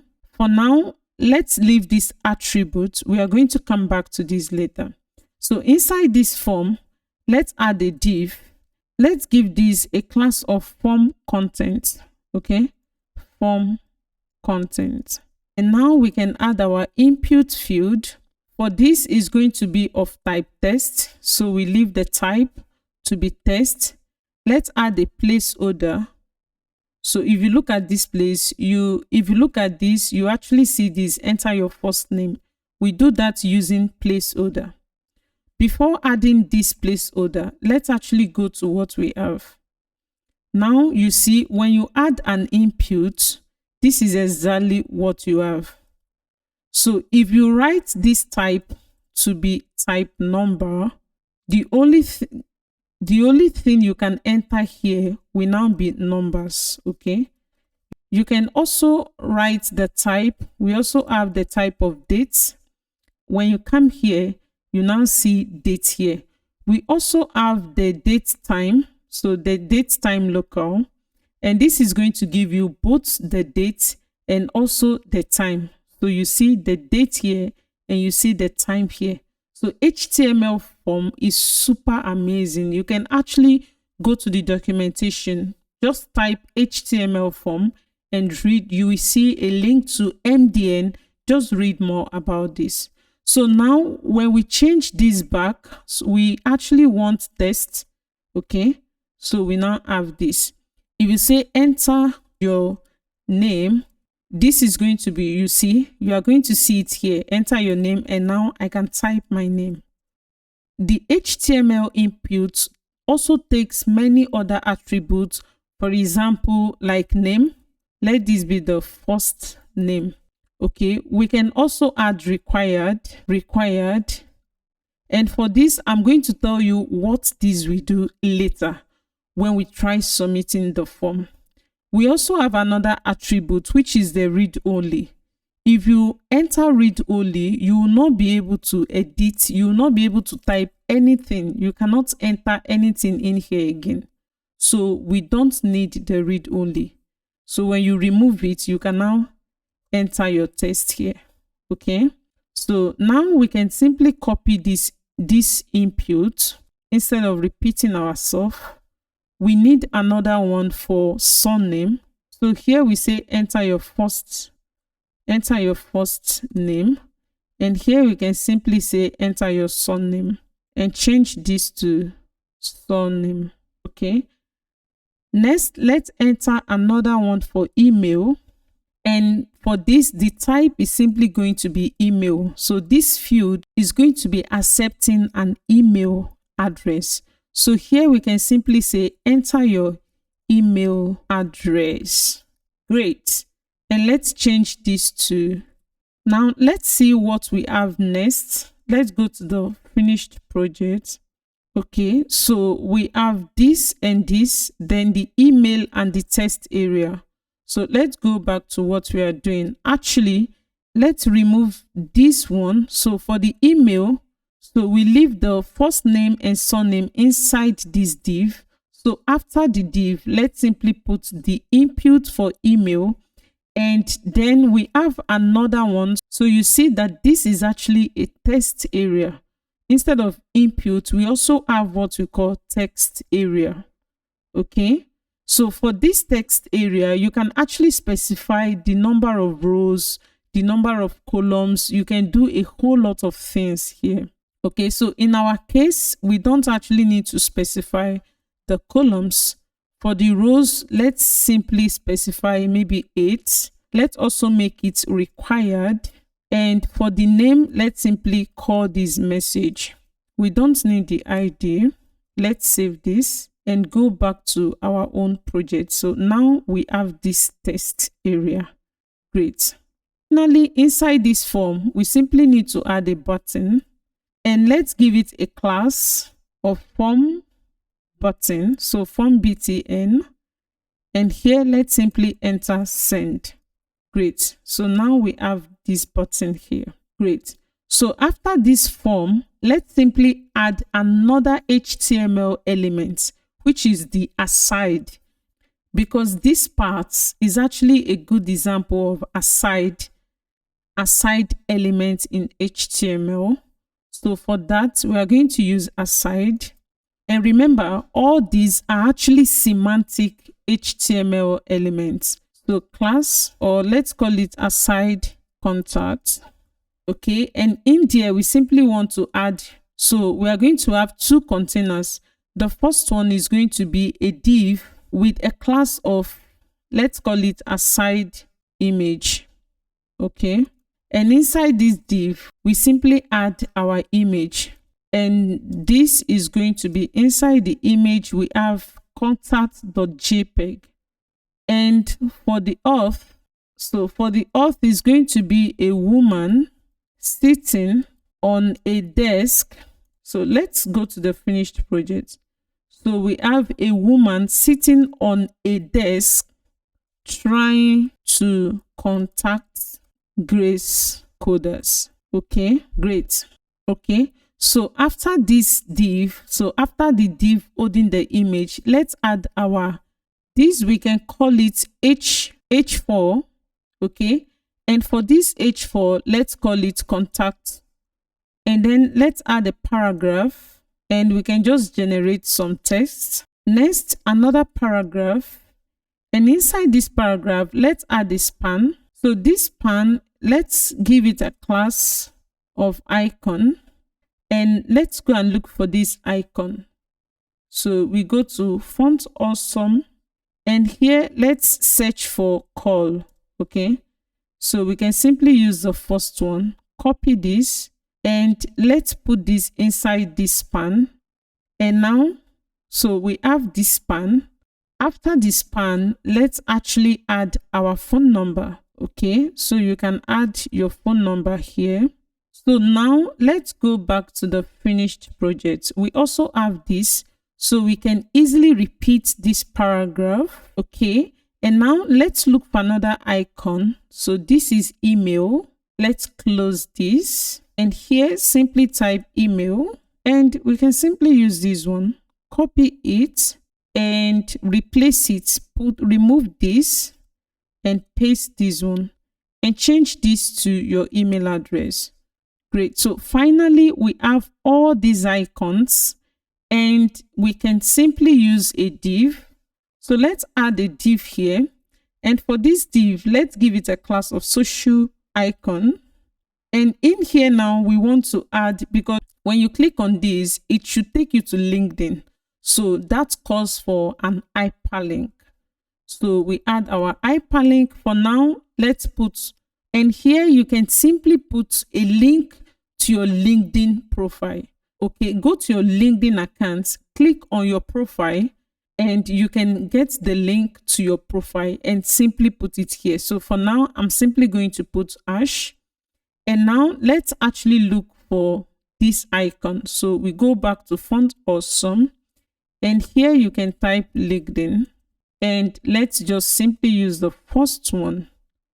So inside this anchor tag, let's paste this. So we do the same thing for the rest. Great. So we are done with the HTML markup. Let's actually see what we have. Okay, so now we have this. Let's now style this page so that we can have something like this. Okay, so let's go to our style sheet. So here we can simply add our comments, and here we can just write contact session. Okay, so now let's grab this contact session. Let's see what we have. So first, let's add a padding top of, let's give this 50 pixels. So now we can style the contact content, which is this here. So the title is okay for now. Let's simply grab this. Remember, this is the container containing the form, and also their side. So this container contains just two things. This is very important to actually understand. CSS could stress you out, but if you actually understand the structure of what you are working with, so you will be able to figure out the best way to actually style your application. I hope you get this. Contact container. First, let's set the display. So here I'm going to be using CSS grid. So we set the display to grid, and now we simply use the grid template columns. Remember, we've used this several times. So here I am not using the repeat function because I simply want to set the first column to be 60%, okay, and the second one to simply be 40%. And okay, and now we save this. Now you now see this. I now have this on this side. So let's actually remove this style and save this. You see what we have. Now let's apply our style and save it. You see, so let's move straight and add some gap. So I'm going to add gap of 4 rem. Let's increase the height to 30 rem. Let's add some margin. Top and bottom should be 7 rem. Left and right, of course, should be auto. And I'm going to add some padding. Then I need border radius to be 1 rem. Great. So now let's move straight to the next thing, which is actually this form. Let's actually style that form. Since we only have one form, we don't need to assign a class. So for the form, I'm going to set display to flex. Remember that this two is actually inside the container, and these parts, they are on their own. So that is why you see the first part here. Display flex forces everything to be on a single row. Okay, by default the flex direction is row, but that is not what we want. So we are going to change the flex direction to column. Okay, as simple as that. And now let's simply add gap, and for the gap let's use 1.3 rem. Perfect. So the next thing I'm going to style is this. So let's open the form. We have this class of form contents, okay, so which is the first div. Remember, actually we can change this class because this div is not just the form content, but it is simply the name, okay, the first name and the surname, while the other part is for the email and then this text area. So this should be form name, not form content. Make sure you save your file, okay. So change this back to form name.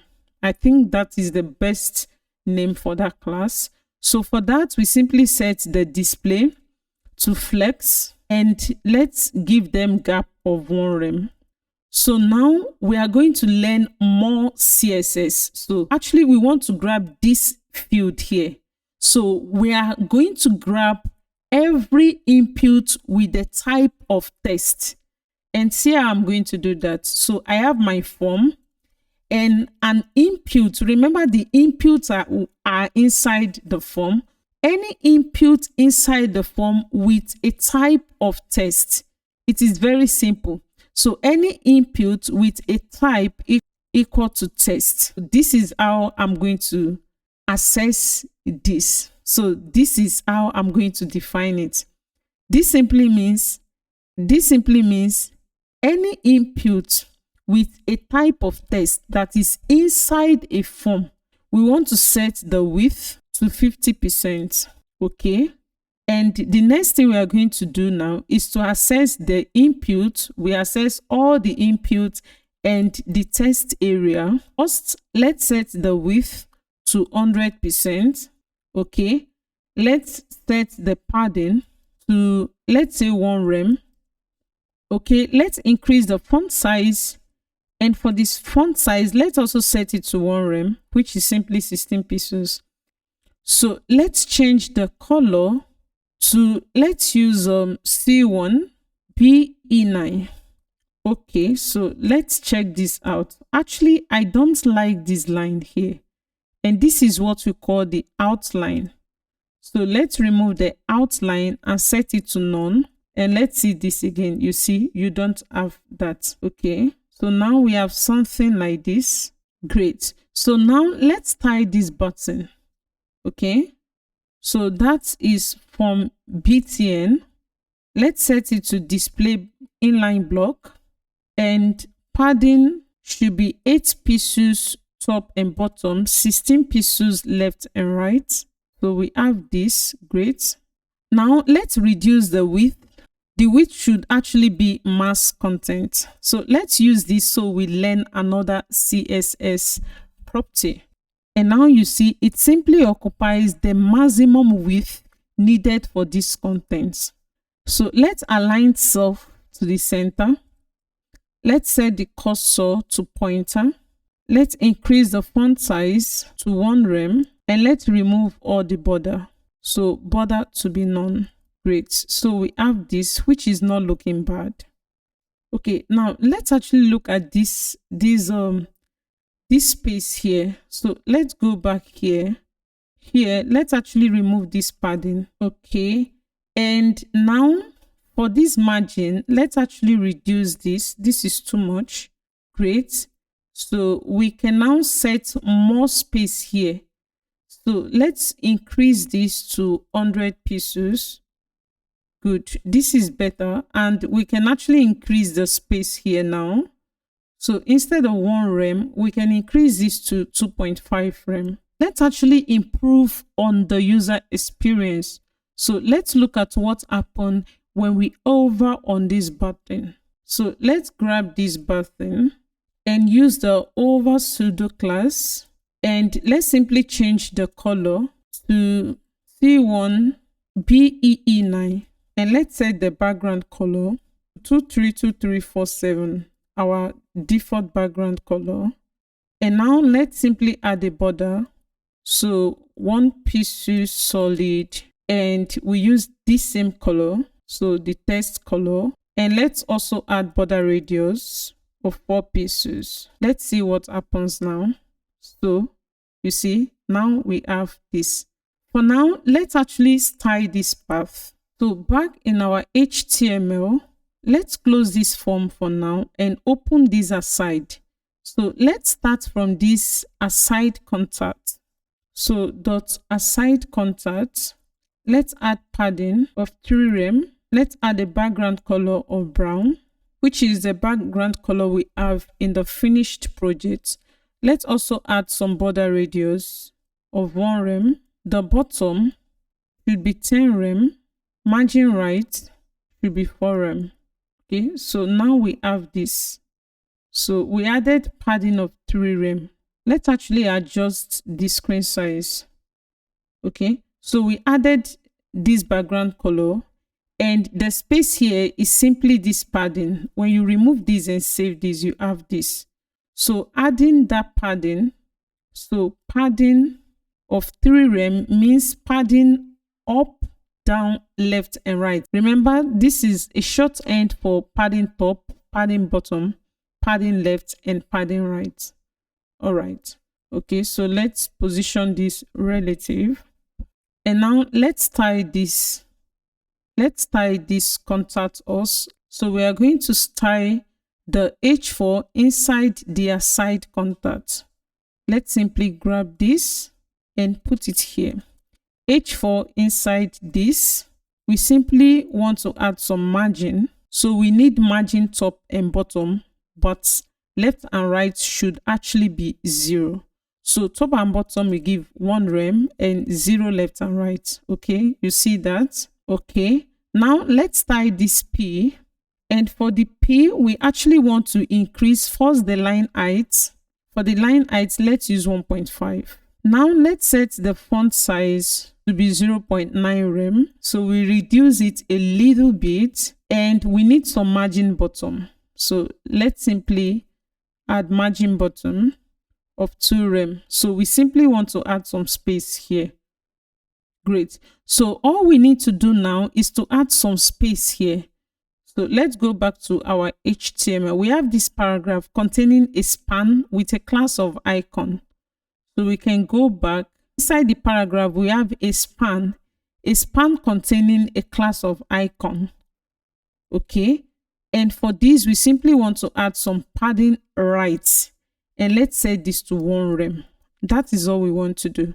And finally we want to style this, and it is gonna be very simple. So we simply want to grab this aside contact, and for that aside contact we have a class of social icon inside it. We called it social icon. I hope I'm correct. And we simply set display to flex. It's just so simple. We are going to use flexbox here. So let's go back to our HTML. This is what we have. Okay, so we are setting this to a flex container, and each of these now is gonna be a flex item. Okay, so let's go back here. We can expand this a little bit. We simply want to first, let's add some gap. So we can just add gap of 1 rem so that we have the same space. We add gap of 1 rem, and I think this is already amazing. Let's try increasing the font size, and for the font size let's simply use 1 rem. But now let's go back to this container. Let's actually add padding.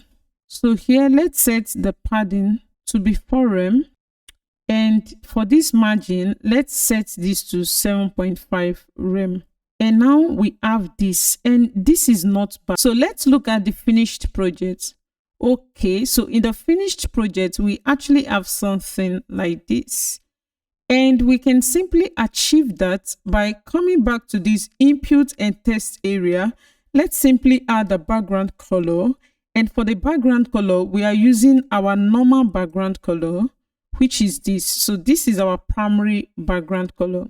Okay, and now when you go back now you have exactly the same thing, but now we need to change the text color. So we do that by using the color property, and we are going to set that to this particular color here. So we set that to this, and we now have this. Okay, let's change this title. Here we have documents. We should actually change that to portfolio, and I'm sure you already know where to do that. Exactly here in your head section. So inside the head we always have the title. You can simply write your portfolio, okay, and save this. When you go back to the page, you see now here you have portfolio instead of documents. So let's go to the finished project, and let's see what we have. In the footer we simply have this simple text here. So the footer is going to be very simple. So now we are done with the main. We simply come inside the footer, and now in the footer let's actually add a paragraph, and for this paragraph let's add the J. So we have a J. After the J let's add a span, and we simply put Grace Coders. Okay, and after this span let's add HTML entity, and that is going to be the copy. So you already see VS Code actually assisting us. So we use this particular one, and here we write 2024. Okay, now let's add another span, and inside this particular span, so for this particular span let's give it a class of footer text. Class of footer text, and in here we simply write all rights reserved. Okay, now let's see what we have. So now we have this. Let's simply style this. So let's actually add a comment. We can grab this comment and let's put this here, and let's call this footer. So we can access the footer element itself, and on the footer element we simply want to change the background color first. So we change the background color to 5E5E85. Okay, let's add padding to be 24 pixels. Let's reduce the font size, so we use 0.8 rem, and we simply test align center. Let's see what we have. Now we have this, which is almost exactly what we have. Okay, so now let's actually try accessing the first letter So inside the footer, we have a paragraph. So we can simply also write our footer, and we want to access the paragraph inside the footer. So let's see if we can access the first letter. The first letter inside that paragraph, which should be J. We want to first increase the font width to 600 and also change the color, okay? And we change this to this. All right. Now let's see if that actually worked. And you see that worked. So you can actually access the first letter. Okay, let's go back to the footer. This is the footer.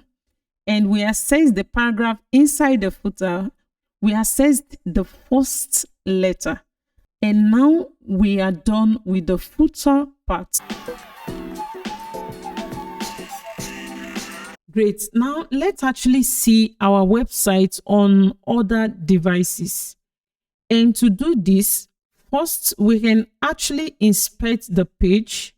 And now here, when you click on this icon, you can actually view how your website is going to look on various devices. So remember, in design, we have what we call mobile first. But since this is just a beginner course, it makes sense to start the way we started, okay? But in design, we have what we call mobile first. So you build your website considering mobile devices first. You bear mobile devices in mind because it is very important to actually build a website that is gonna be responsive on all devices, okay? So here now you have access to this. You can view how your page, how your website is gonna look on all devices. For instance, on iPhone 12, you can view how it's going to look on iPad Pro. You have access to different devices. Also, there is a way you can add more devices. So here you see this edit. You can click on this edit and add any device you want. For instance, you can add Galaxy S3. You can edit it. You can do whatsoever. You can add different dimension. You can do whatsoever you want. But for this first simple project, let's actually make this website responsive on several devices. Okay, so for now, let's go and start with that. Let's start first from this header part. So on mobile device, we actually don't want to see all these lists. We only want to see this particular icon. So we want to see our logo and just another icon here. For that, let's first go to Font Awesome, and here let's search for menu. So we can actually use this. We can use these 3 bars. Simply copy this. Okay. Now let's go back to our index.html and let's go to the header. So inside the header, we have this. So after the UL, simply paste these 4 bars. Okay. Now let's go and look for another icon. And this is going to be the times. Okay, so I'm going to use this. I'll simply copy this and paste these times inside the UL. Okay, paste this inside the UL and save this file. Now let's go to our page. So now we have this menu here, and also we have these times. Okay, so the first thing we are going to do is actually to set the display of these icons. So we want these icons to be hidden. Okay, so let's actually grab this class, both icon fast solid. Okay, so let's go back to the header container style, which is at the beginning. So we have our general style. This is the header container style. And just toward the end, let's actually paste this style, this class, and let's set the display to none. Okay, very simple. So display to none. We are back to what we have before. Now let's now go and add what we call media query. So we are going to use media query to actually access different screen sizes. Let's look at what we call media query. We are not going to touch this much for now because we are going to explore this while building the Upwork landing page. So we don't want to see all this on some screen sizes. To do that in CSS, you simply use what we call media query, and you start by writing at, you write media. The simplest one, we can simply use what we call mass width. So we have the minimum width, the maximum width. So at the mass width of, let's say, 600 pixels, okay? So at the maximum width of 600 pixels, we want to do something. So let's say that at the maximum width of 600 pixels, we want to set the background color of this document. So let's set background color to red.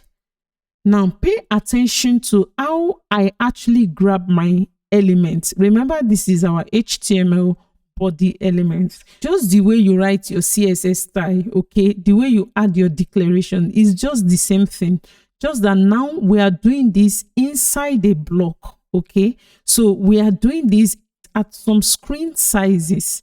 Okay, now let's see what happens when we expand this and go. You see, now let's inspect this page. Remember, I told you you can toggle on this. We used this when we were styling this page to access different elements. Now we don't need this for now. We use this for devices. As you can see, the icon actually, you see toggle device toolbar. Look at the below the icon, you see toggle device toolbar. So you can toggle this. And now let's see the size. Look at the dimension here. This is 375 width and height. So we are accessing the maximum width of 600 pixels. Let's change this to responsive. Okay. Now look at what happens when we reach 600. You see, at maximum. Okay. So from 600 below, the color should be red. You see, this is so powerful. And now with this, we can do whatsoever we want. Okay. So let's remove this. We don't need it. So first we want to grab these icons, which is the far solid. Okay. So dot far solid, we simply want to set the display to block. So before it was hidden on large screen sizes. Now we set the display to block. Let's actually see. So for now, let's close this and let's set this way for now. So since it is display block, we can now see it again. Okay, we can see the icons again. Let's increase the font size. So let's set this to 1.5 frame and let's set the cursor to pointer. Good. And now when you put your cursor, it is actually pointer. Great. Now let's now go back to what we have here. So let's go back here. We now want to grab this UL. So it is the header nav list. So dot header nav list. Okay. And now the first thing we want to do is actually to change the flex direction. Remember that this header nav list. So when we go back to the hero session, so we can actually search for this class, do this, and just type Command F if you're on Mac, then Control F on Windows. So we can actually find this class. So we have the header nav list. So you see that this here is actually set to display flex. Okay, so we can actually go back here. Let's close this. So this header nav list, first let's change the flex direction. So by default it is row. So now let's change it to column. And now we have this. Let's set the top to 0. Let's change the background color. And let's use our 5E5E85. Great. Now let's change the position. So the position should be fixed. Okay. Now let's set the right to be 0. Let's increase the width and the height. So the height should be 100 viewport height. The width should be 12 rem. Now let's actually align item to the center. So after this flex direction, let's align items to the center.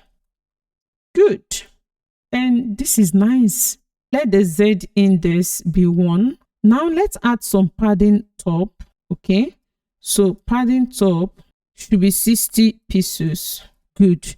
Next, let's actually remove this icon from this place. So this is supposed to be at the top. Okay, so it is gonna be this. Remember, the icon is inside the nav list. Okay, so it is going to be the first solid inside the nav list. So for this, we position this absolute. Okay, and now let's set the top to be 10 pixels. Great. And now we have this, and this is amazing. Okay, now when you expand this, of course you are not going to see that because this style is inside this block. Okay, this style is only for any device from 600 pixels below, so 600 pixels downward. So the next thing we want to do now is actually to close this. We don't want this to remain open. When we click on this, you want to be able to close this nav and see the other icon, which is the menu. Remember, HTML is just like the foundation, the structure. CSS is what beautifies this page, as we've seen. And then we need JavaScript to actually add that functionality. So for this, we need to add some JavaScript. Okay, so I know this might actually be your first contact with JavaScript. So we are not going to do anything difficult, just a simple line of code so that we can actually toggle these icons. Okay, so here now let's create another file and let's call this script.js. And now inside this file, we want to have access to this particular element here. So this icon and also these nav items. So let's go back to our HTML. Okay, so this is the UL. So this is the header nav list. Okay, and we also need access to all these list items. So for this, we can simply give this a class of, let's simply call it list item. And now let's copy this, okay, and put it here. So all of them, we are going to paste it in all of them. So we can do this, space, and we paste it here. And now I also want to add that class here. So class of list item. Okay, so first I need access to this header nav list, defining a container. So I want to define a container that is going to hold this particular element here. So it's like I'm trying to access this element, but now using JavaScript. So I'm going to call this my nav list. Okay, or even call it my nav, and this is equal to document dot, let's use query selector. Okay, and now I want to select this class. Remember, in CSS we write class by using dots. We do the same thing here, and you add the class name. So we simply select this, okay, just the way we accessed it in this file. Remember, we also want to access it in the JS file, but we do it in this way. Okay, next we want to access each list item. Okay, each list item, and we also use the document dot query selector, just the same thing, but now we are selecting multiple. So go back here. Remember, this list item is no longer one thing. Here we only selected just one thing, but now we are selecting many. So instead of query selector, we now use the query selector all. Okay, and we simply add the class, which is the list item. As simple as this. So the next thing we need access to is this final, is the last icon, which is this one, the far bars. Okay, so const far const, let's call it icon far bars is equal to document dot query selector. Just the same thing, query selector now, because we are selecting only one thing. Okay, and now we put our dots and far bars, as simple as this. So now let's access this icon far bars, and here we simply want to add what we call an event listener.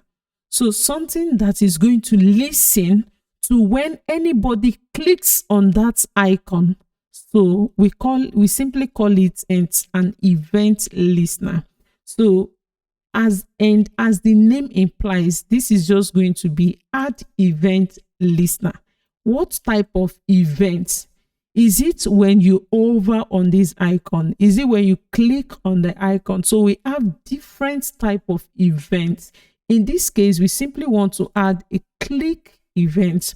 So when you hover on this, let's simply use them. Please, if you are new to JavaScript, don't worry much on this. I just wanted us to complete the responsiveness, okay? So that you can actually make this a draft. You can modify it and publish it as your own portfolio and start putting your project and then apply for job, okay? So here now, I'm simply going to use this arrow function. We call this arrow function. And all I'm going to do is to simply access this nav. So I want to access the nav, okay? Okay, now, before we do this, let's go back to our CSS. Now, inside this media query, let's ask ourselves a question. Can I actually use CSS and close this thing? Remember the width, we set the width to 12 frame. Now, what happens if I now set the right? So this is the right. If I set the right to negative value, let's say -6 rem, for instance, you see? So half of it is hidden and we can see half. So if I don't want to see it at all, I simply set it to 12 rem. And you see, I can't see it again. Now, if the width is 15 rem, for instance, I can still see some. I can still see, you see, I can still see something. And in this case, I simply set the right to 15 rem. It's as simple as that. So if I want my width to be, let's say 16 rem, and here I set the right to 0, I will see everything. But now if I set the right to -16 rem, you see, I don't see anything. And that means here, when you click on this icon, remember this is the icon far bars. So I'm adding an event listener on this icon, that when you click on this icon, I simply want to grab this nav, which is the nav list. Okay, nav list. I want to access the style. I can access the style, and I want to access the right property. Remember, this is your CSS. This is a property. So here I'm accessing the right property. Okay, and now I want to set this to 0. Let's save this and let's try this. If you try it now, it will not work, because just the way we added, remember, we linked our style sheet to the index.html. That is the same way you must link your JavaScript file to the index.html. But in this case, we no longer use link. Instead, we use script. Okay, remember when we added font awesome, we saw this these elements here, the script. That is exactly the same thing we are going to use to add our JavaScript. So now we simply add script. Okay, and here we need to specify the source, just like this one, and just put ./script.js. And here we need to add what we call defer, because we want the content in the index.html to be read before accessing the script. So for now, don't worry about this. But now when we click on this icon, we actually see that something happens. So what happened? Now when we click on that icon, we see that this CSS class here, which is minus 16 rem here, it is now set to 0. So the next thing we want to do is that when you now click on this icon or any of these icons, actually, we want to close this back. So we want to set this back to minus 16 rem. As simple as that. Okay. So what we want to do now is to actually access this, the list item. So list item dot, remember that the list item now select many, so it is not just one, each of them. Okay, so for each of these list item, so this for each actually takes in a function, it takes in a callback function, and here we have access to each of the list item. We have access to each of those list items. So item, and in here now we now want to add an event listener to each of those items. So we simply say item.add event listener, and it is simply a click event. Okay, we have different type of events, just as I mentioned before. Here we do just the same thing we did before. We now use arrow function. Okay, and what do we want to do now? We simply want to do the same thing. So you can just copy this code, put it here, but now instead of 0, you simply want to set it to minus 16 rem. As simple as that. So when we click on this now and click on this, you see, when you toggle this, any of these, because we added an event listener on each of these. Okay, so when you click on this, you see what happens. Great. And now we are done with this part. So let's actually go back here and work on this session. Okay, so still inside this media query, inside this 600 pixel.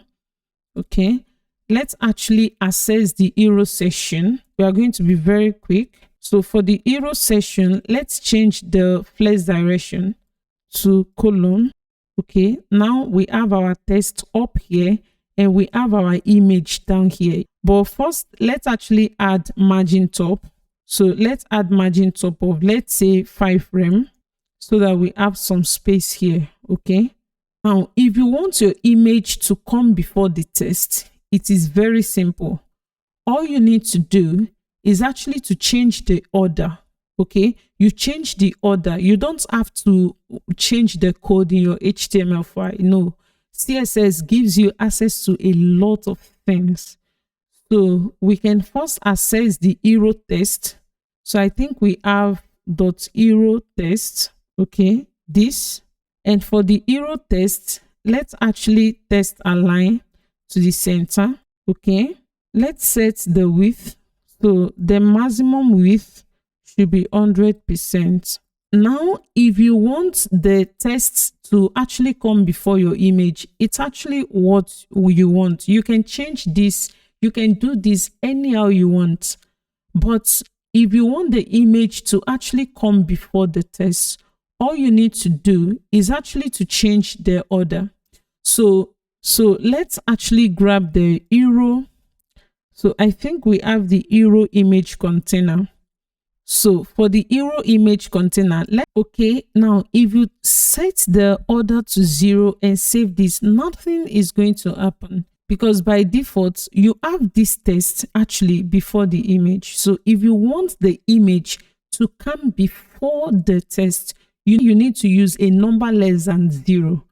So -1 is actually less than 0. So if you use -1 here, you see that the image is going to be at the top and then the text is gonna be below.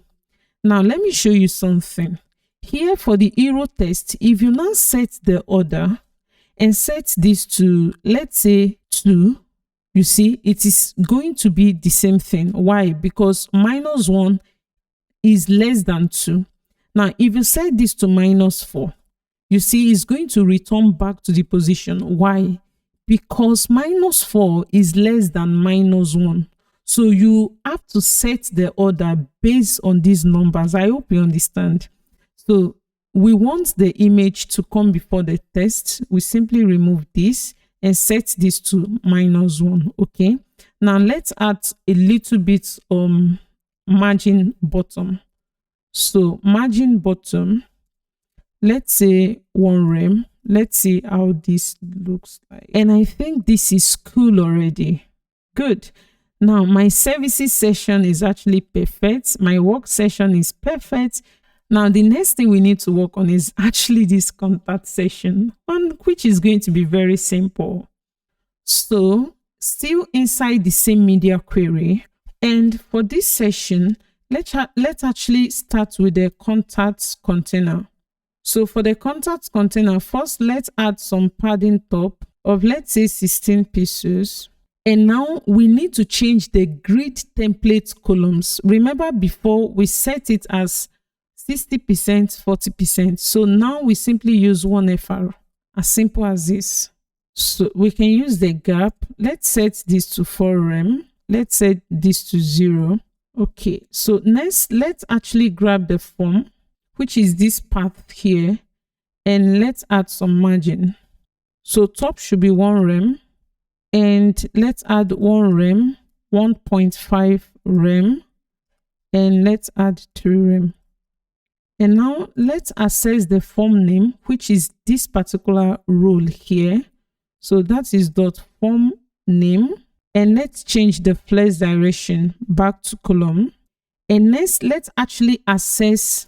So we access the form, the input, just the way we did it before. The input with type text. Okay. Type equal to text. And for this, we simply want to increase the width. Want to increase it to 100%. And now we have this. Great. And next, let's actually explore this media query more. So we say at media, and we can access what we call the screen. We can do different things. But for now, let's simply keep to what we've been using. So here we put the same space we added before. And now let's use mass width. Okay, so instead of using mass width of 600 pixels, let's now increase this to 1024 pixels, which is for the big screen. Okay, just the way we defined it here. So instead of 600, we now use 1024. Okay, so here now let's access the contact container again, and let's give it and let's increase the padding. So let's set the padding to 1.5 rem. Okay. Let's give it a margin top. Let's say 3 rem. Let's set the height to auto, and let's give it a gap of 1.4 rem. And now let's access this contact aside, which is the dot aside contact. And for that, let's actually set the bottom to 0. So we basically push it down. Okay, so now we have this. Okay, and let's set the width also to auto. Let's increase the padding to 1.5 rem, and let's add some margin right. Let's say 1.5 rem. And now on small screen, we actually have something like this. So now let's look at something. When we scroll up, you see that this header part also moves up. No, we don't want that behavior. We want this part to actually be fixed. Okay, we want that part to be fixed. So to actually achieve that, let's go back to that header section. Okay, so let's go back now to our header section, and towards the end of this header section, here again, let's change the background color. So when we scroll up, let's change the background color of this section. Okay, so here let's add a class of, so let's say header scrolling, and we simply want to add a background color of, let's say, our 5e. So we use our 5e85. When we save this file and check, it's not gonna work because we've not added this class anywhere in the HTML file. Okay, but we can't just directly do that in the HTML file, because how do we know when somebody is scrolling? that is interactivity, and that is simply JavaScript. And first, we actually need to access our header container. Okay, let's go back to our index.html. And here in the header, so this is the header container. We gave it a class of header container. So here also we do just the same thing we did before, const, let's call it header. And this is equal to document dot query selector. Okay, and it is a class of header container. Okay, and next we have access to what we call the window object. So this window object actually represents the browser window, and the browser window contains our HTML document. This might not be too easy if you are just starting with programming, but see this window object as a car. It's just like a car. A car has many properties. On this window object, we have access to different things. So for instance, we also have access to the event listener. So here we can actually add an event listener. And in this case, we want to add what we call just what we want. We want, when we scroll up, we want the background color here to actually change. So we simply add what we call the scroll event. Remember, just the way we have the click event, we also have what we call the scroll event. And just like before, we pass an arrow function. Okay. And now in here, we want to check if window. So if this window dot scroll, so when you scroll up, you are scrolling in Y direction. Okay. We also have horizontal scroll, which is in S direction. But in our case, we are actually concerned about the scroll Y. So if the scroll Y, if it is greater than 0, we want to do something. And what exactly do we want to do? We want to access this header element here, and we want to add this particular class. Remember, we have this header scrolling class, this class here, which actually sets the background color. So we can do this in many ways. We can set the background color directly from here, but it is good to actually see another way of doing things. So here, let's simply access this header, which is this. So with this, we have access to the HTML header elements. Okay. So on this header element, we can access the class list.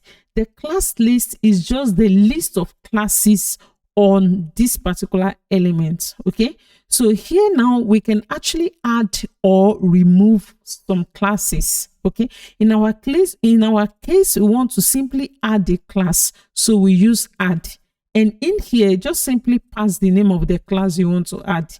Is as simple as that. Very simple. We are done. No? Now if window.scrollY is greater than 0, we want to do this. What do we want to do? We simply want to remove it. Okay, so we can simply copy this, put it here, and we remove the class. It's as simple as that, and this actually should work. So let's scroll up. Okay, you see now that when you scroll up, you see that the color actually changes.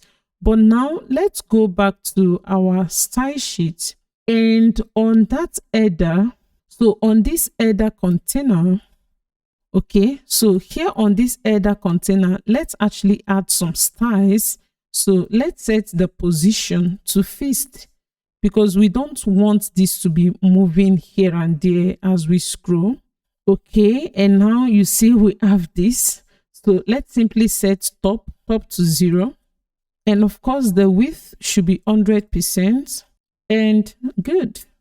Let's actually set the Z index. Okay, well, we can use 99. Good. Now, when you click on this about me, it should actually go to about me section. When you click on services, it should go to my services section, but none of this works. And to achieve that behavior, it is very simple. So right here in our HTML, for this home, in here, just put hash. Okay. Now for this about me, we are going to go to each of these sessions and add a unique identity, which we call an ID. Okay, so for the hero session here, let's simply add an ID and let's call it hero. Okay, now let's close this session. Next is the services session. Here we add an ID and we call it services. Okay, as simple as that. And next is the portfolio session. We add an ID. Let's simply call it work. Okay, and we have the contact session. Let's add an ID and let's call this con. Very simple. Now let's go back here, and after this hash for the home, we simply want to remain here. Now for the about, you simply write this hash and just write hero. Okay, and here simply write hash and write services. Here we do the same thing, but now we called it work. Here we do the same thing and we gave it ID of contact. Okay, now let's save this for now and let's go back here. Click on this. You see this goes to the hash. Click on about me, it moves. Now go to my services, it takes you to my services. Go to portfolio, it takes you to the portfolio session. And go to contact me, it takes you also to the contact me session. I hope you like this, guys. Now finally, let's see how when somebody clicks on this CV, the person should also be able to download your CV.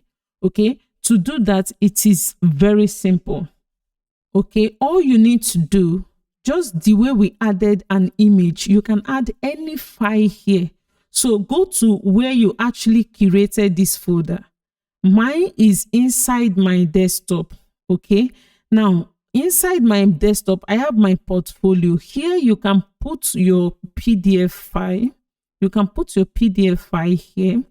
And once you put your PDF file here, all you need to do inside this link, all you need to do is to come to this href. So in this href, just write the path. So for instance, if let's say my CV is actually this, let's say my web.jpg. If this, for instance, if this is my CV, put the path there. But remember, it's going to be in .pdf. And after that, just write, put space here and type download.